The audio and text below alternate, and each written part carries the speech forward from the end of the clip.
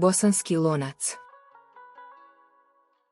Na ulju ispržije luk, ja to tako radim jer mi je puno ukusnije.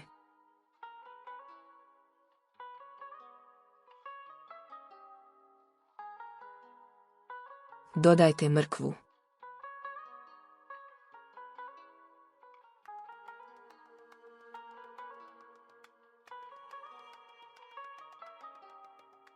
Petstotina grama govedine ili janjetine isjeckane na komadi.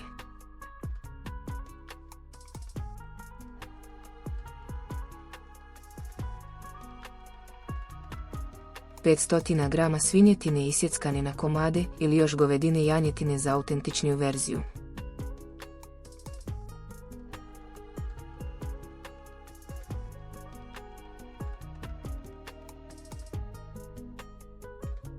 Mljevena paprika.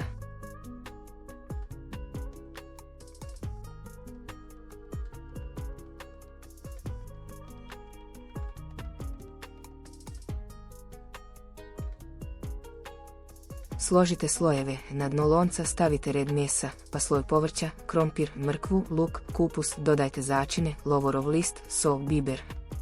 Nastavite slagati u slojevima dok ne potrošite sve sastojke.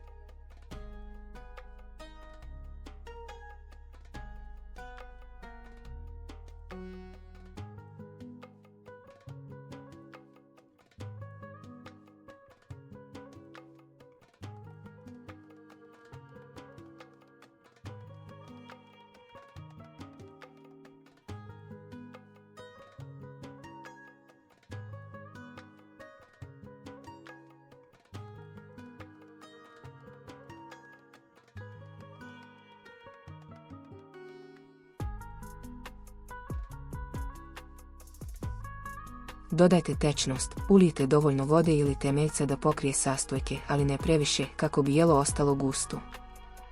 Ja pečem u rerni na 180 stupnjeva oko 3 sata. Jelo se treba kuhati polako kako bi se svi okusi sjedinili. Hvala što ste gledali moj video.